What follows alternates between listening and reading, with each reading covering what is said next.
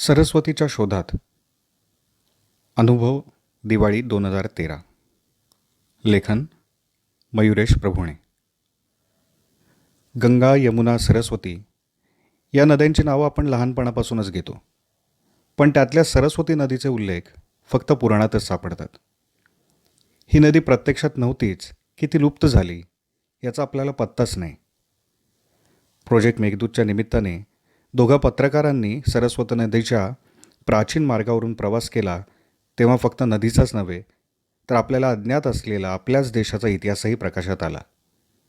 भारताच्या इतिहासाची सिंधू संस्कृतीच्याही आधीची पाळंमुळं उलगडणाऱ्या प्रवासाची ही हकीकत.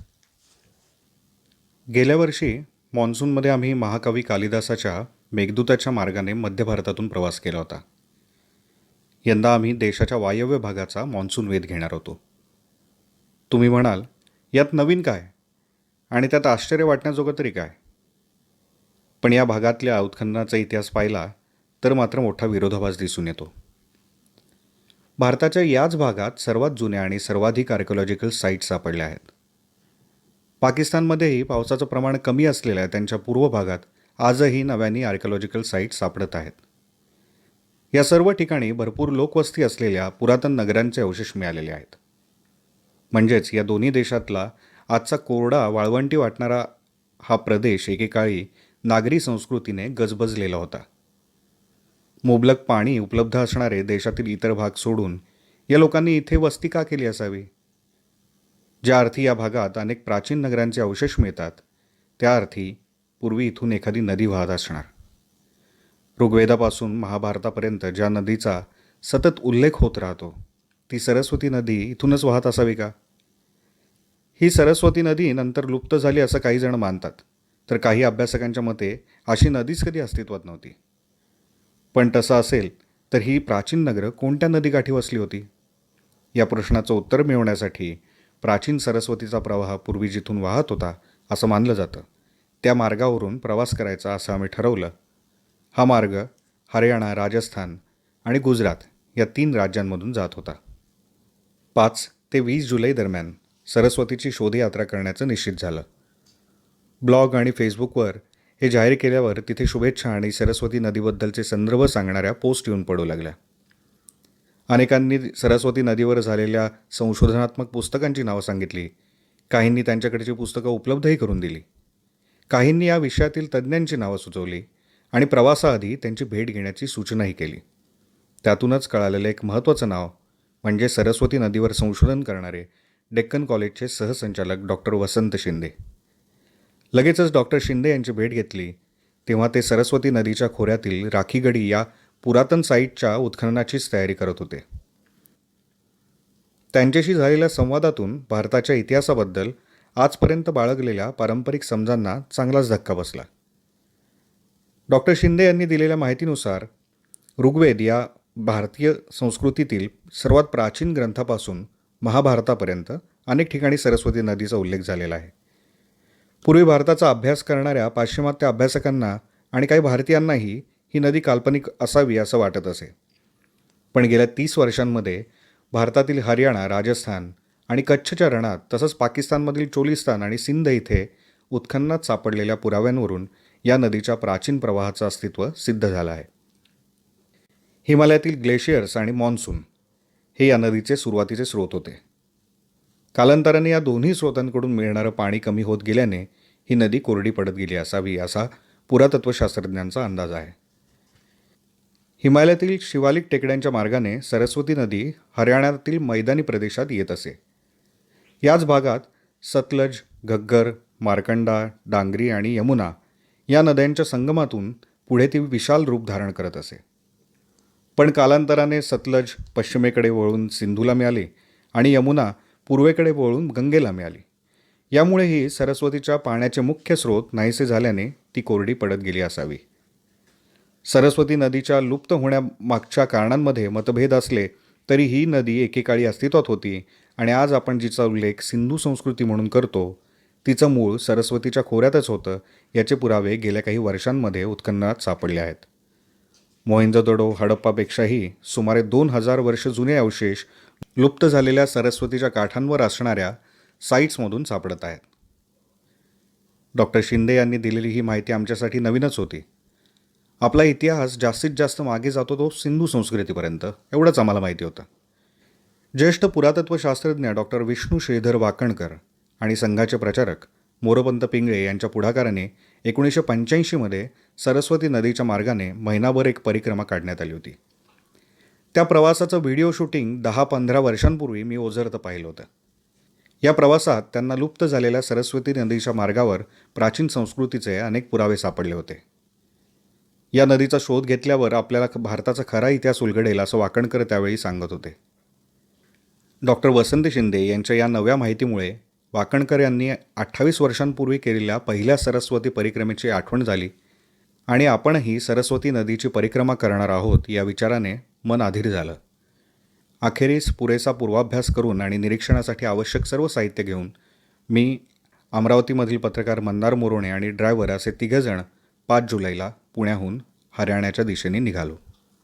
दिल्लीमध्ये काही पत्रकारांकडून हरियाणातील तज्ज्ञांचे पत्ते संपर्क घेऊन आम्ही 9 जुलैला रोहतकला पोचलो. दिल्ली सोडल्यापासूनच वातावरणात प्रचंड उकाडा जाणवत होता. या भागात मान्सून पोचला असल्याचं भारतीय हवामान खात्याने जाहीर केलं असलं तरी सुरुवातीच्या 1-2 सरी सोडल्यास या भागात अद्याप पावसाचं आगमन झालेलं नव्हतं. पारा 40च्या वर होता. रोहतक विद्यापीठात दुपारी पोचलो तेव्हा उकाड्याने टोक गाठलं होतं.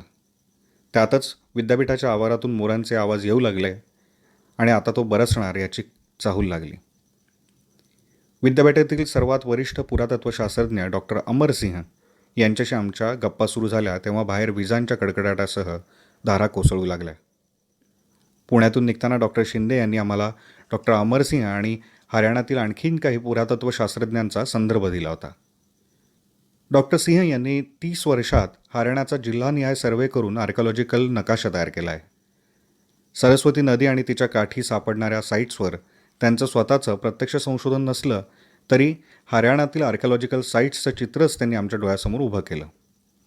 आज आपण हडप्पा किंवा सिंधू संस्कृती म्हणतो त्या काळातील साईट्सच्या दृष्टीने हरियाणा हे देशातलं सर्वात समृद्ध राज्य म्हणायला हवं. पूर्व हडप्पा काळापासून उत्तर हडप्पा काळापर्यंतचे अवशेष या भागात सापडतात असं डॉक्टर सिंह यांच्या बोलण्यावरून कळालं. डॉक्टर सिंह यांनी अनेक स्थानिक तज्ज्ञांचे संपर्क आम्हाला दिले. आता आमचा पुढचा टप्पा होता कुरुक्षेत्र. सारथ्य करणारा श्रीकृष्ण आणि हातात धनुष्य घेतलेला अर्जुन यांच्या रथाचं शिल्प असणाऱ्या कमानीतून कुरुक्षेत्रात प्रवेश केला. इतिहासातील असंख्य घटनांचे साक्षीदार असणाऱ्या या शहराने आजही आपली ती ऐतिहासिक धार्मिक ओळख जपली आहे. या कुरुक्षेत्रातच श्रीकृष्णाच्या जीवनावर आणि त्याच्याशी संबंधित तथ्यांवर आधारित एक संग्रहालय आहे. त्या संग्रहालयाचे क्युरेटर डॉक्टर राजेंद्र राणा हे या भागातील एक ज्येष्ठ पुरातत्वशास्त्रज्ञ. आम्हाला त्यांची भेट घ्यायची होती. डॉक्टर राणा यांनी आमच्याकडच्या माहितीत बरीच नवी भर घातली. महाभारतातला मूळ पुरुष कुरु या राजाने सरस्वती आणि दृषद्वती या 2 नद्यांच्या दरम्यान आपलं साम्राज्य वसवलं. या भागातील पाण्याचं मुबलक प्रमाण, शेतीसाठी अत्यंत उपजाऊ जमीन आणि वेदकाळापासून सरस्वती नदीचं असणारं महत्त्व हे त्यामागचं मुख्य कारण असावं. महाभारत आणि पुराणांमध्ये कुरुक्षेत्रातील ज्या 360 तीर्थांचा उल्लेख झाला आहे त्यांपैकी 134 तीर्थ पुरातत्वशास्त्रज्ञांना उल्लेख केलेल्या ठिकाणी चांगल्या अवस्थेत सापडली. एवढंच नव्हे तर त्यांच्याजवळ आर्किओलॉजिकल साईट्सही सापडल्या.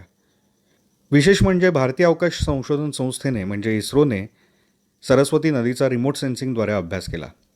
त्यामध्ये शिवालिक टेकड्यांपासून कच्छच्या रणापर्यंत एका प्राचीन नदीच्या प्रवाहाचे अवशेष आढळून आले.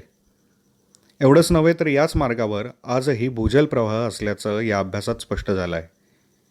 याच प्राचीन प्रवाहाच्या किनाऱ्यांवर अनेक महत्त्वाच्या आर्किओलॉजिकल साईट्स सापडल्या आहेत. पुरातत्वाच्या परिभाषेनुसार या साईट्स पूर्व हडप्पाकालीन म्हणजे इसवी सन पूर्व 3000 ते 2500, विकसित हडप्पाकालीन म्हणजे इसवी सन पूर्व 2500 ते 1750, उत्तर हडप्पाकालीन म्हणजे इसवी सन पूर्व 1750 ते 1200 आणि पेंटेड ग्रेवेअर म्हणजे काळ्या पांढऱ्या रंगाची चित्र असणाऱ्या मातीच्या भांड्यांची निर्मिती असणारा काळ इसवी सन पूर्व 1200च्या नंतरचा या कालखंडातील आहेत. या सर्व साईट्सचं प्रमाण कुरुक्षेत्र परिसरातील सरस्वती नदी आणि तिच्या उपनद्यांच्या खोऱ्यात सर्वाधिक आहे. पाकिस्तानच्या भागातील हकरा नदीच्या काठावरही अशाच 471 साईट्स सापडल्या आहेत.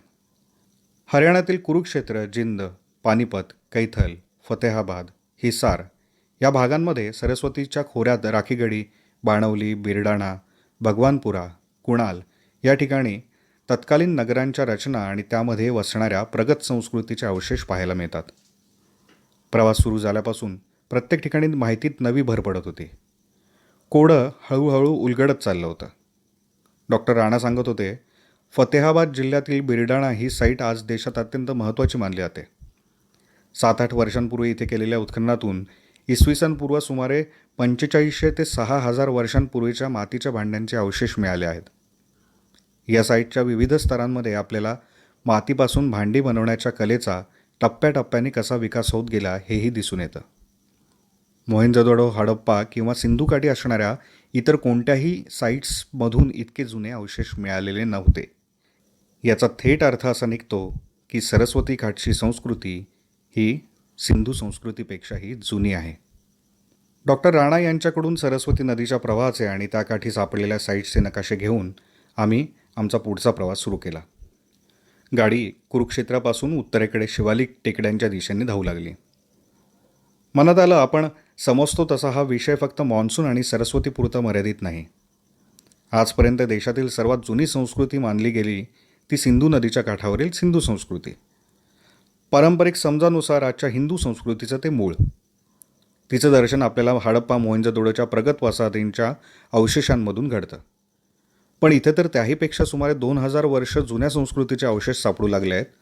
मग आजच्या भारतीय संस्कृतीचं मूळ सिंधुकाठी आहे असं म्हणावं की सरस्वती काठी? कुरुक्षेत्रापासून सुमारे 100 किलोमीटर उत्तरेला यमुनानगर जिल्ह्यातील जगाधरी इथं पोचलो. या शहरातले वयाची 80 पार केलेले दर्शनलाल जैन गेली 30 वर्ष सरस्वती नदी शोध संस्थान नावाची संस्था चालवत आहेत.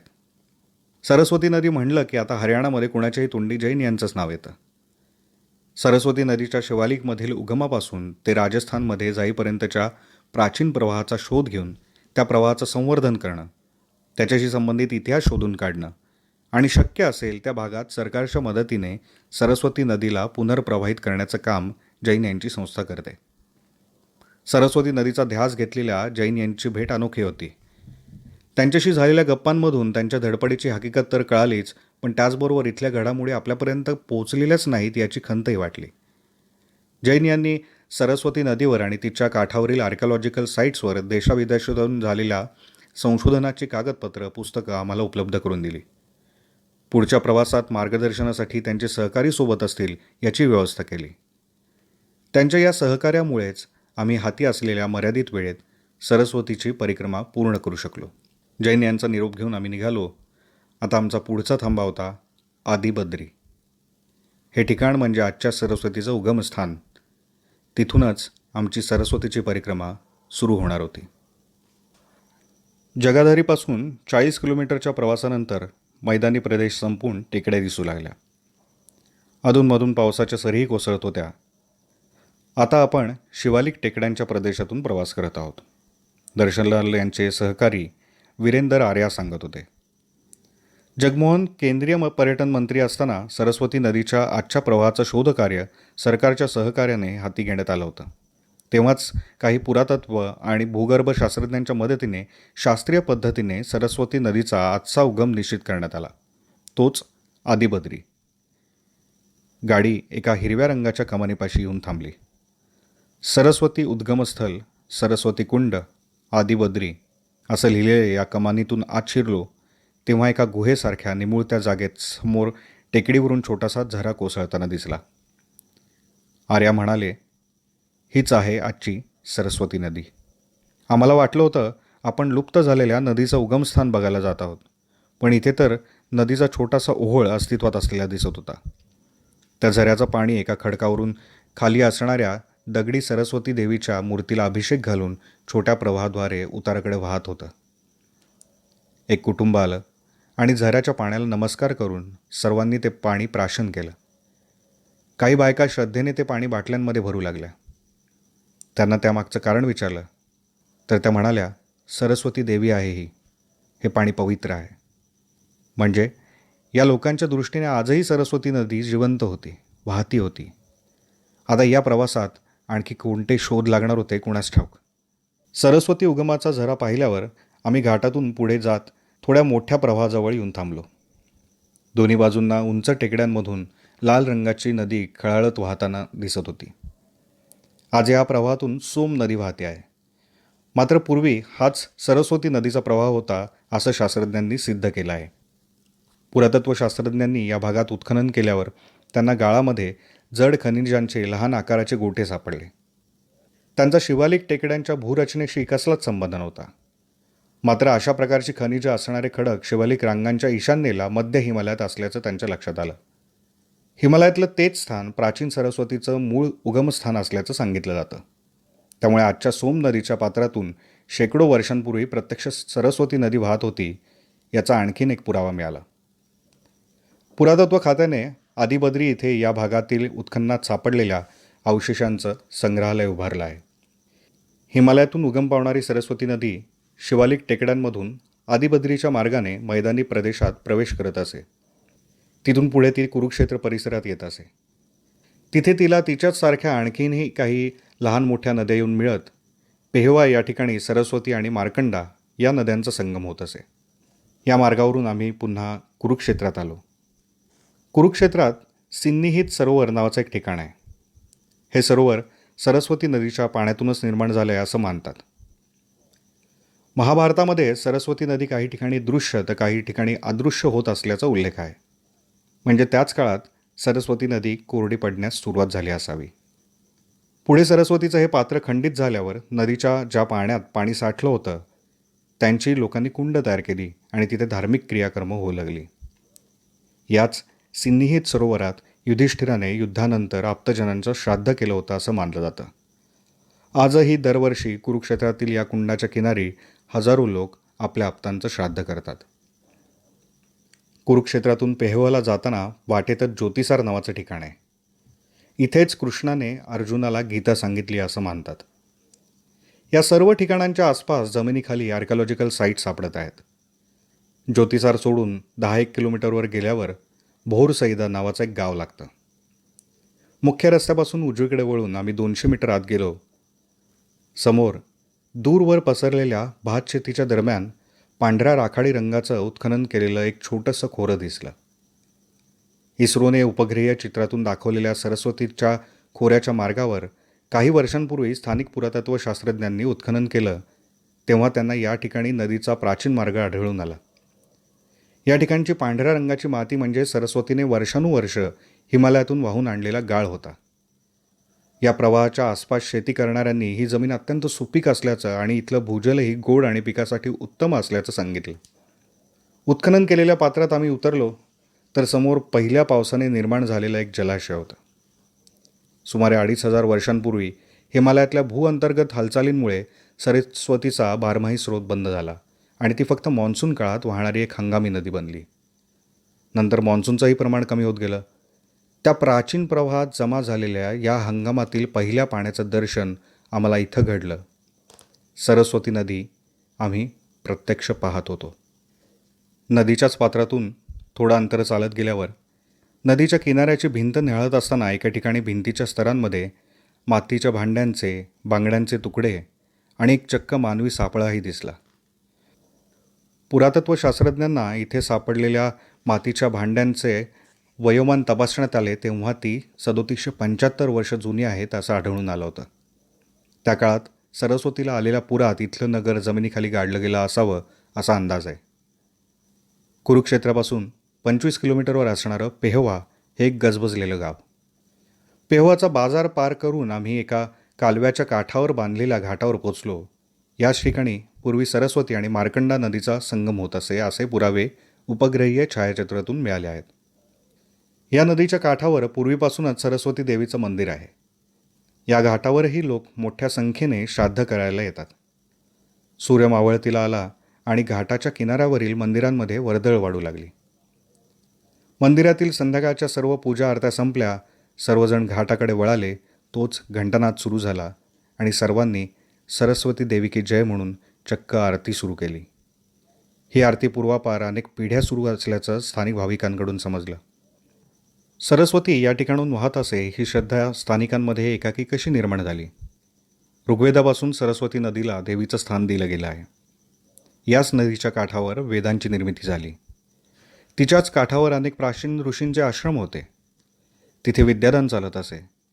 देशातील ज्ञान विज्ञानाच्या निर्मितीची पहिली केंद्र सरस्वती काठीच होती. म्हणूनच पुढे ही नदी कोरडी पडल्यावर तिला देवतेचे स्वरूप दिलं गेलं आणि आज देशाच्या कानाकोपऱ्यात विद्येच्या देवतेच्या स्वरूपात ती स्थानापन्न झाली आहे. त्याचं प्रतीक आम्हाला या घाटावर बघायला मिळालं. रात्रीतून प्रवास करून आम्ही जिंद मार्गे राखीगढीला पोचलो. हे ठिकाण सरस्वतीची सहचरी असणाऱ्या दृषद्वती नदीच्या काठी आहे. सरस्वती कोरडी पडण्याच्या शेवटच्या काळात सरस्वतीचं पाणी या नदीच्या पात्रातून वाहिल्याचे पुरावे भूगर्भशास्त्रज्ञांना मिळाले आहेत. इथे गावाच्या वेशीवर मातीच्या 7 टेकड्या आहेत. या टेकड्यांना भेट दिल्यावर त्या टेकड्यांवर मातीच्या तुटलेल्या भांड्यांचे तुकडे, मातीच्या बांगड्या, नक्षीकाम केलेल्या भांड्यांचे भाग आदी गोष्टींचं आवरण असल्याचं भासतं. असं आवरण असणारी एखादी मातीची टेकडी आपल्याला दिसली की त्याखाली पुरातन वस्तीचे अवशेष असल्याचं समजावं. बहुतांश आर्किओलॉजिकल साईट्स अशाच शोधल्या गेल्या आहेत. राखीगढीच्या 7 टेकड्यांच्या खाली सुमारे 300 हेक्टरमध्ये एक हडप्पाकालीन शहर लपलेलं आहे. 5-6 वर्षांपूर्वी राखीगढीच्या एका टेकडीचं उत्खनन करण्यात आलं. त्या उत्खननातून एका सुनियोजित नगराचे अवशेष शास्त्रज्ञांना सापडले. हे शहर मोहेंजोदडोपेक्षाही मोठे असल्याचे पुरावे मिळाले आहेत. एकसारख्या आकाराच्या खोल्या, त्यांच्याजवळ असणाऱ्या विहिरी, घरातून सांडपाणी बाहेर जाण्यासाठी केलेली व्यवस्था, सार्वजनिक गटारं, काटकोनातील रस्ते, मातीची भांडी भाजण्यासाठीच्या भट्ट्या, तसंच काही औद्योगिक उत्पादन करणाऱ्या रचनाही या साईटवर आढळून आल्या आहेत.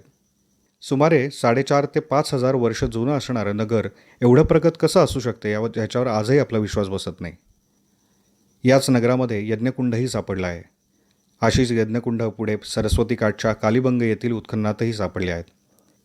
आर्य भारताबाहेरचे नसून ते स्थानिकच होते हे सिद्ध करण्यासाठी हा मोठा पुरावा मानला जातो.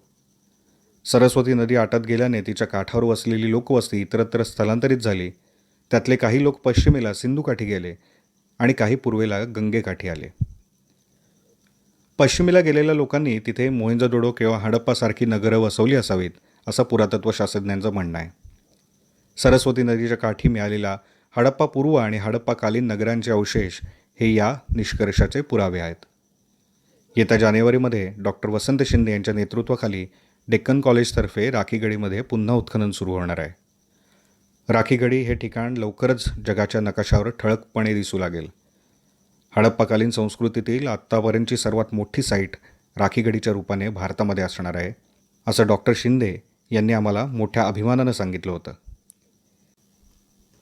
याच गावातील वजीर सिंह नावाचे एक शिक्षक गेली 30 वर्ष राखीगढीच्या टेकड्यांवरून पावसाळ्यानंतर खाली वाहत येणाऱ्या वस्तू जमा करत आहेत. आपल्या घरी त्यांनी या वस्तूंचा एक संग्रहालय तयार केला आहे. त्यांच्या संग्रहामध्ये त्यावेळच्या लोकांना दैनंदिन कामासाठी लागणारी मातीची नक्षीकाम केलेली भांडी आहेत. मातीचे, खड्यांचे आणि शंख शिंपल्यांपासून बनवलेले दागिने आहेत. तांब्याची अवजारं, विविध प्रकारचे छाप आणि मुद्रा आहेत. सर्वात वैशिष्ट्यपूर्ण आहेत ती मातीची खेळणी. यामध्ये बैल, कुत्रा, घोडा, तसेच चाक असणारी दोरीने ओढण्याची गाडी आणि एक मातीचा खुळखुळाही आहे. आणि आश्चर्य म्हणजे तो आजही उत्तम वाचतो. कुरुक्षेत्राचा प्रदेश सोडून आता राजस्थानच्या दिशेने आमचा प्रवास सुरू झाला. ज्या भागात घग्गर नदी सरस्वती नदीला येऊन मिळते तिथे आसपास अनेक महत्त्वाच्या साईट्सची गर्दी झालेली आहे. फतेहाबाद जिल्ह्यातील बाणवली, कुणाल, बिरडाणा, सिरसा आदी साईट्स तत्कालीन सरस्वती संस्कृतीचं दर्शन घडवतात.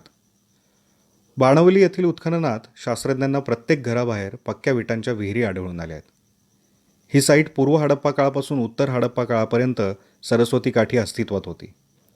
या साईटवरही यज्ञकुंड सापडली आहेत. फतेहाबाद जवळील कुणाल या गावातही आम्ही डोकावलो. या गावातल्या आर्किओलॉजिकल साईटमध्ये शास्त्रज्ञांना तांब्याच्या वस्तू बनवण्याची यंत्रणा सापडली आहे. त्यावरून इथे तांब्याच्या अवजारं बनवण्याचा कारखाना असावा असा अंदाज बांधता येतो. याशिवाय काही चांदीचे दागिनेही इथे सापडले होते.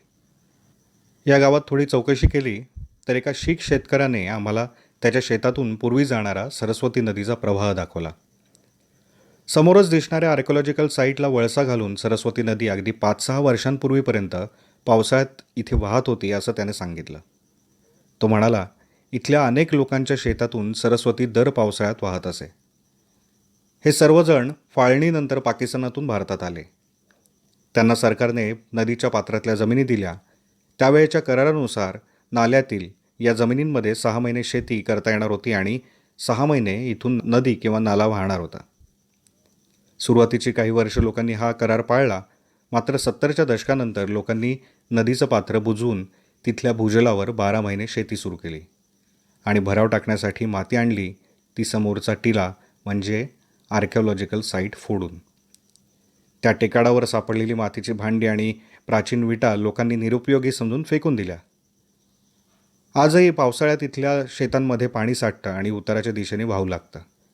त्या पाण्याला घग्गर नदीपर्यंत जाण्यासाठी तात्पुरती वाट करून द्यावी लागते.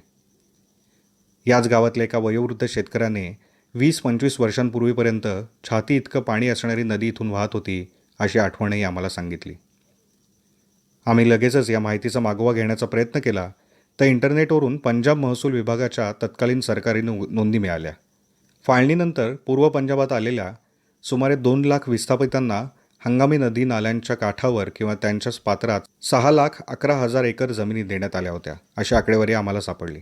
याचा अर्थ त्या काळात हे हंगामी प्रवाह अस्तित्वात होते. आज मात्र या भागात घग्गर सोडल्यास एकही हंगामी नदी अस्तित्वात नाही.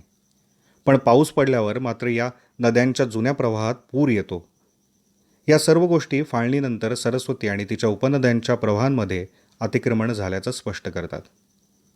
सरस्वती नावाची नदी अस्तित्वातच नाही अशी सरकारची धारणा कदाचित सरस्वतीच्या या ऱ्हासाला कारणीभूत ठरली असावी.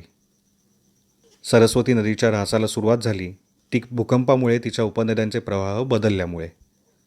दुसऱ्या टप्प्यात या भागातील मान्सूनचं प्रमाण कमी झाल्याने ही नदी आटत गेली आणि तिच्यावर शेवटचा वार झाला तो मानवनिर्मित.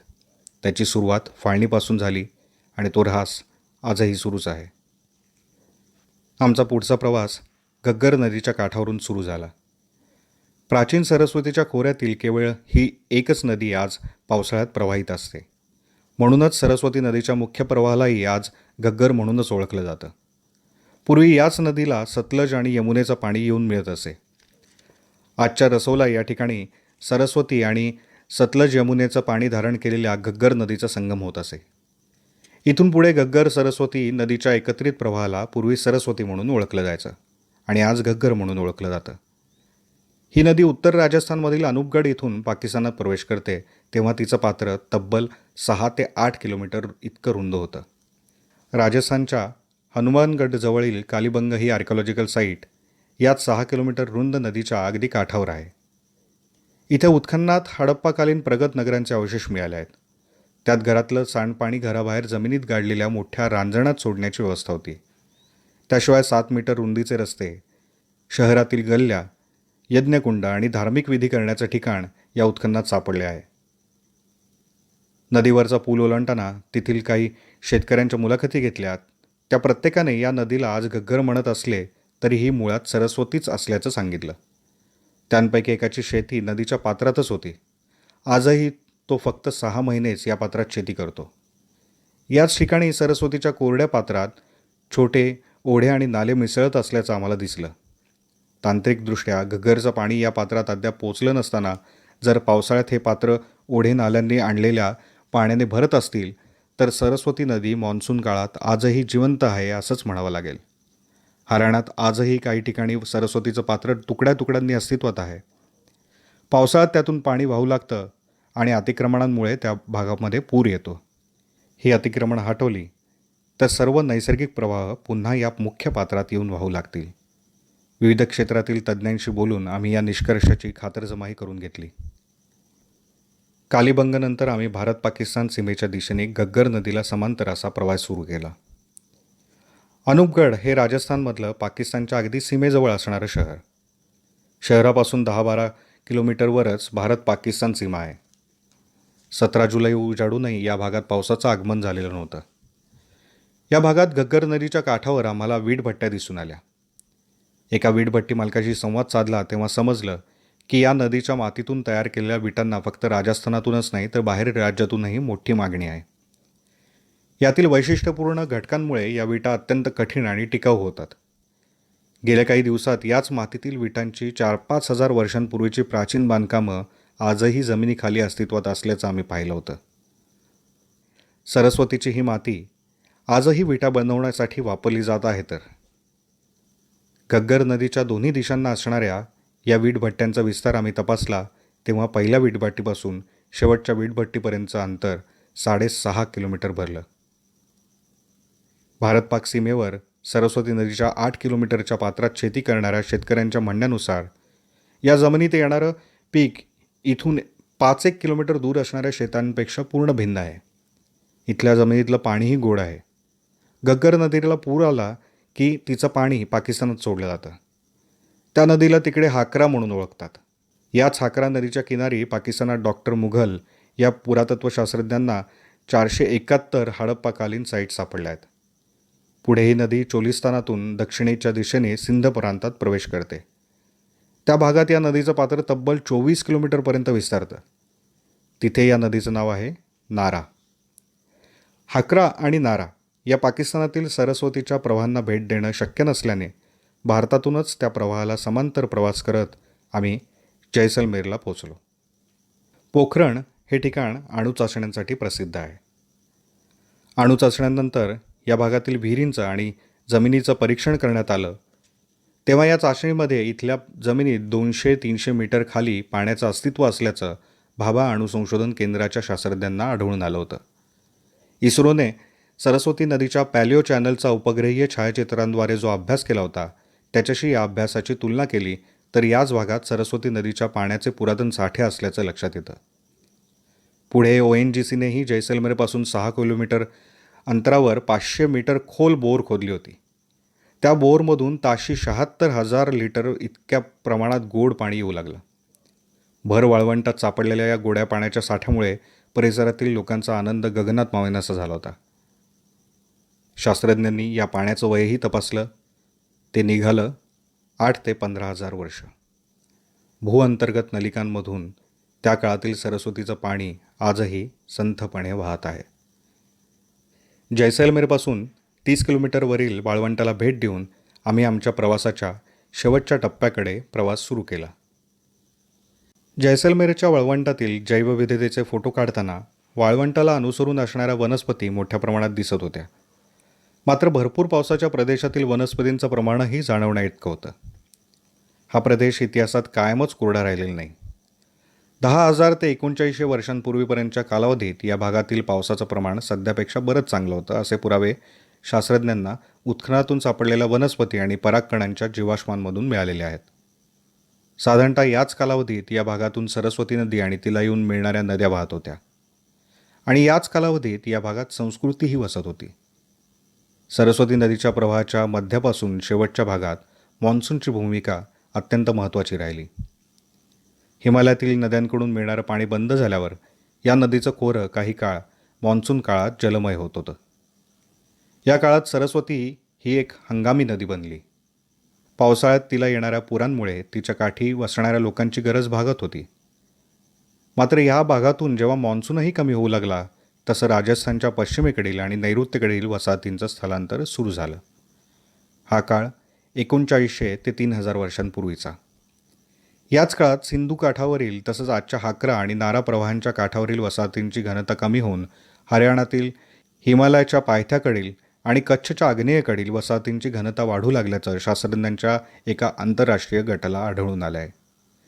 या संशोधनात भारतासह पाकिस्तान आणि युरोपमधील शास्त्रज्ञांचाही सहभाग होता. त्यांच्या संशोधनानुसार मोहेंजोदडो हडप्पासारखी नगरं एकाएकी सोडून जाण्यामागे कोणतंही आक्रमण किंवा रोग कारणीभूत नसून त्यामागे मॉन्सूनचं या भागातून कमी झालेलं प्रमाण हे मुख्य कारण होतं.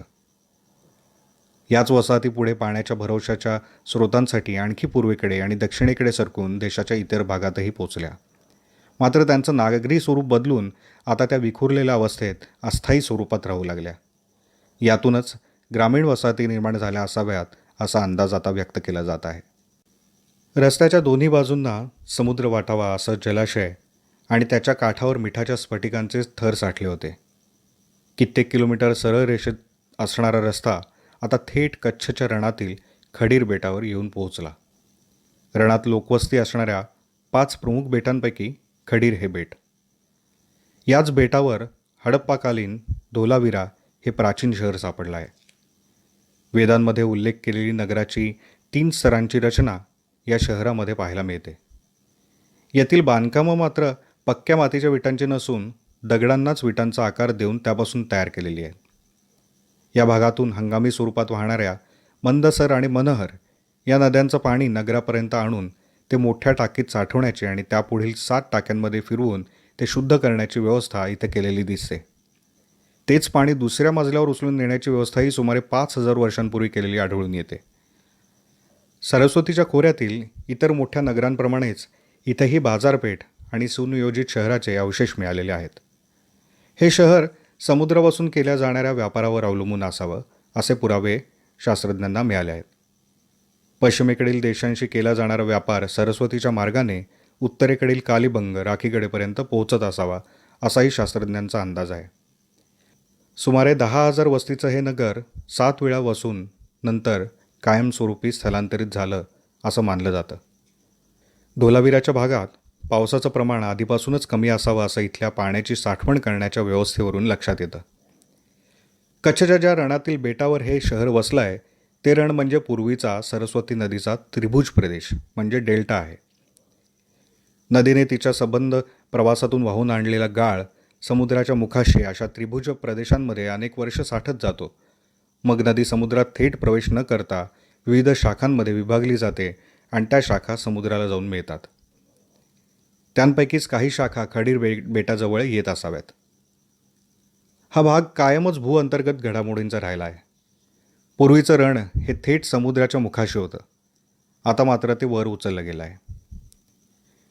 या भागातील नागरिकांशी आम्ही जेव्हा संवाद साधला तेव्हा रणावर साचलेल्या रेतीच्या थरांखाली आजही दलदल आहे असा आणखीन एक धक्का आम्हाला या लोकांनी दिला. या दलदलीमुळे बेट सोडून रणामध्ये जाणं शक्य नसतं असं त्यांनी सांगितलं.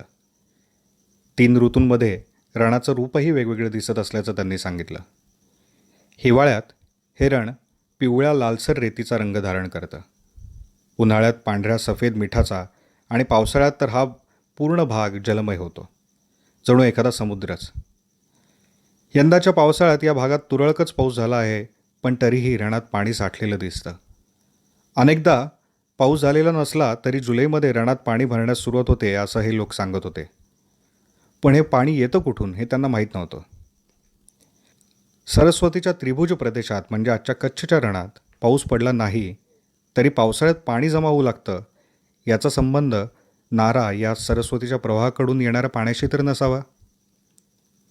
सरस्वती परिक्रमेच्या या अखेरच्या टप्प्यावर आम्ही हे 3रं महत्त्वाचं निरीक्षण नोंदवलं. कच्छच्या रणातील या अज्ञात स्रोताच्या पाण्याचा शोध घेण्याची आवश्यकता डॉक्टर वसंती शिंदे यांच्यासह इस्रोच्या तज्ज्ञांनीही व्यक्त केली.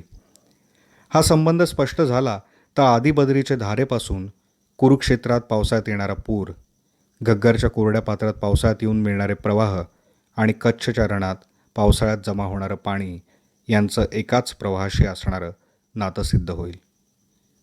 त्याची गरज फक्त इतिहासाच्या आकलनासाठी नाही तर उद्या हे खंडित प्रवाह एकमेकांशी जोडलेही जाऊ शकतील आणि शेकडो वर्ष कोरडा पडलेला सरस्वतीचा प्राचीन प्रवाह पुन्हा जलमय होऊ शकेल. त्यामुळे इथल्या लोकांचं जगणं पुन्हा समृद्ध होईल. सरस्वती नदी खरोखरच अस्तित्वात होती ही नवीन माहिती घेऊन आम्ही प्रवासाला सुरुवात केली होती. प्रवास संपताना ही नदी आजही कोणत्या ना कोणत्या स्वरूपात अस्तित्वात आहे याचे पुरावे आम्हाला मिळत गेले. एक वेगळा इतिहास उलगडला आणि कदाचित वेगळ्या भविष्याची चाहूलही लागली.